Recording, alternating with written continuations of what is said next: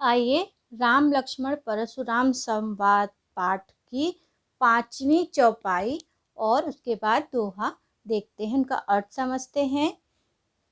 यहाँ पर परशुराम के वचन को सुनकर लक्ष्मण जी बोलते हैं, तुम तो कालू हाक जनु लावा।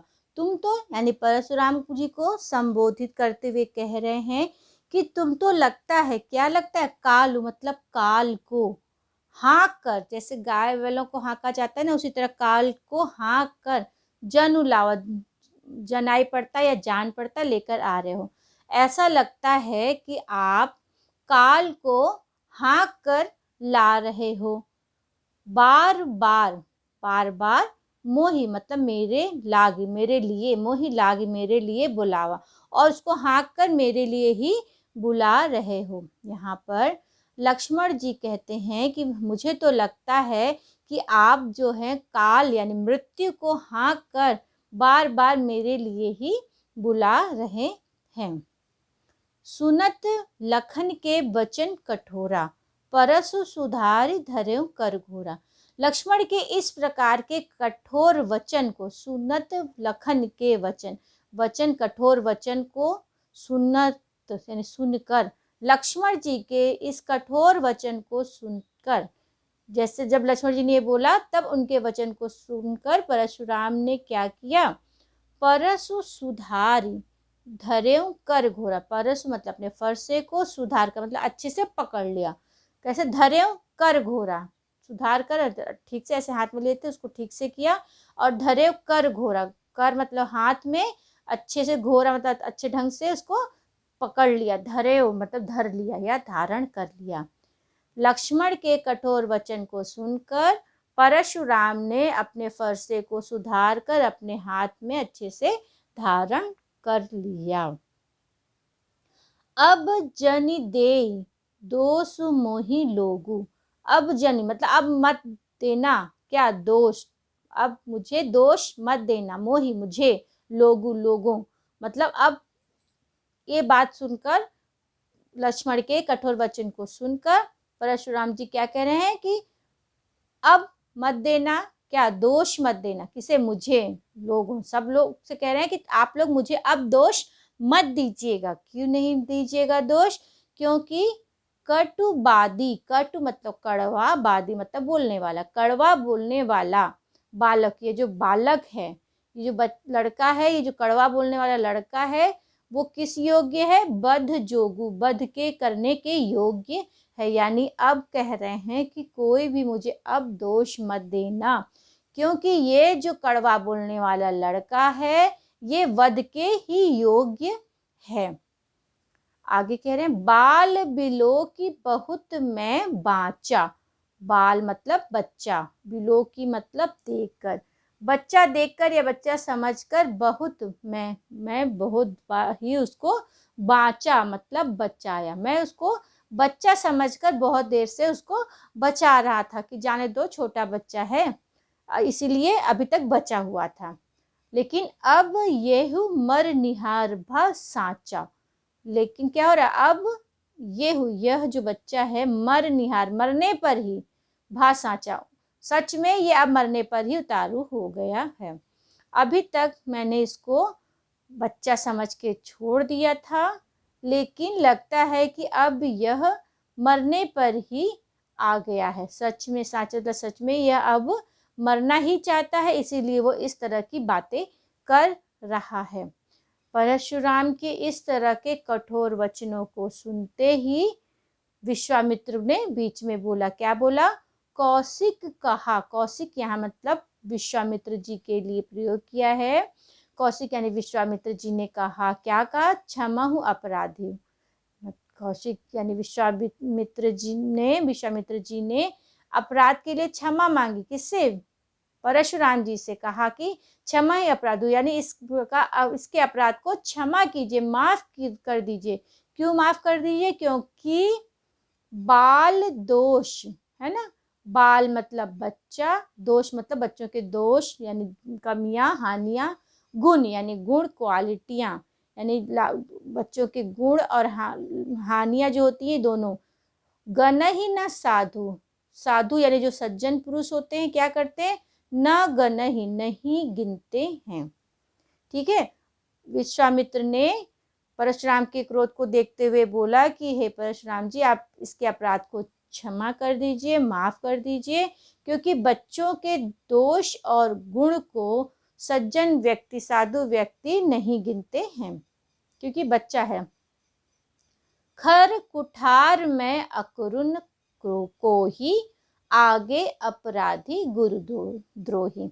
यहाँ पर फिर विश्वामित्र की बात सुनकर परशुराम जी बोलते हैं कि मेरा जो कुठार है वो खर है। कैसा है? खर मतलब तेज धार वाला।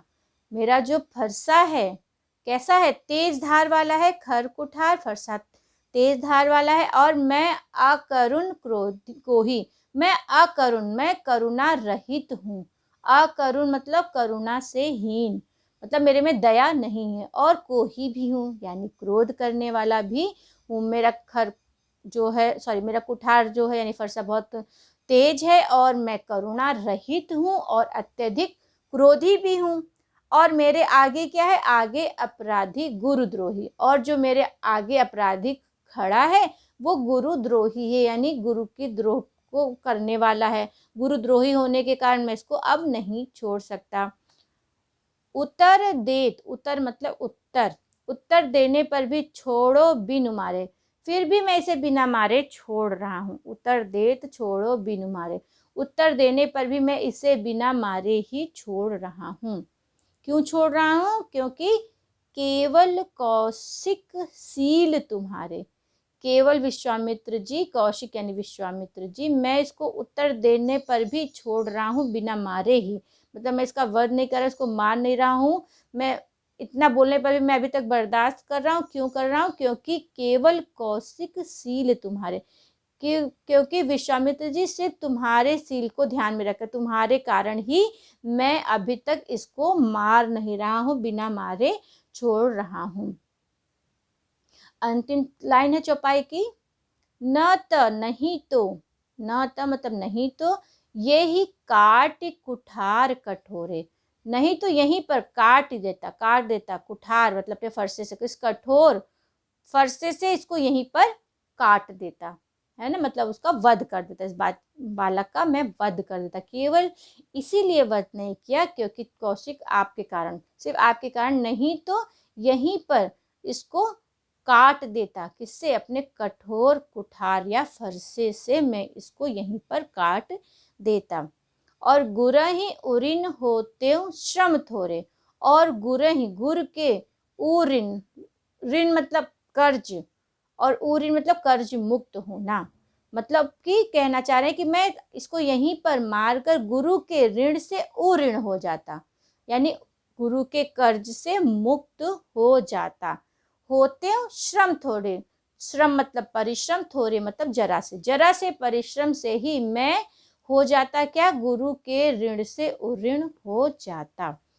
अगर आप नहीं होते तो मैं इसको मारकर गुरु के ऋण से मुक्त हो जाता। यहाँ पर अब दोहा है। दोहा में क्या कह रहे हैं? यहाँ पर अब विश्वामित्र जी मन ही मन सोच रहे हैं। क्या सोच रहे हैं? गाधि सुनु का हृदय हंसी, मुनि ही हरियरे सूर, यानी गाधि सु यानी गाधि के पुत्र यानी विश्वामित्र जी का हृदय हंसी, हृदय में यानी मन में हंसी हंसते हुए कह रहे हैं, यानी कि विश्वामित्र जी हृदय में ही मन में हंसते हुए कह रहे हैं, मुनि ही हरियरे सूर, मुनि को सब तरफ हरा ही हरा दिखाई दे रहा है, यानी उनको हर तरफ हरा हरा ही सब कुछ अच्छा अच्छा दिखाई दे रहा है। उनको लग रहा है कि बस वही एक वीर योद्धा है, उनको ऐसा दिखाई पड़ रहा है। अयमय खाड़ न ऊख में, ये जो दोनों बालक हैं ये अयमय खाड़, अयमय मतलब लोहे के बने हुए खाड़, खाड़ मतलब जब गन्ना होता है, गन्ने का खाड़ बनता है, गन्ने के रस को निकाला जाता है और उस रस को जब पकाया जाता है तो जब वो गुड़ की शक्ल में आता है उसके पहले के फेज को खाड़ बोलते हैं। तो वही बोल रहे हैं कि खाड़ जैसे गुड़ का पाउडर फॉर्म ही होता है वो, तो उसको जब मुंह में डालो तो खट से घुल जाता है मुंह में।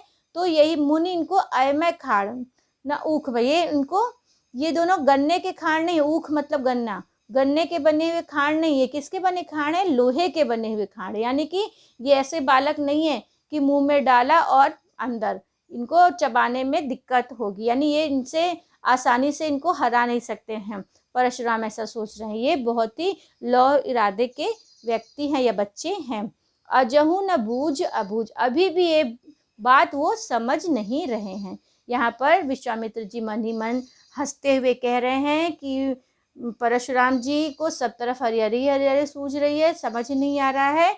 ये दोनों बालक कोई साधारण बालक नहीं है, ये बालक बहुत ही वीर बालक हैं जिनको आसानी से नहीं जीता जा सकता है। और अभी भी यह बात विश्वामित्र जी परशुराम जी समझ नहीं रहे हैं।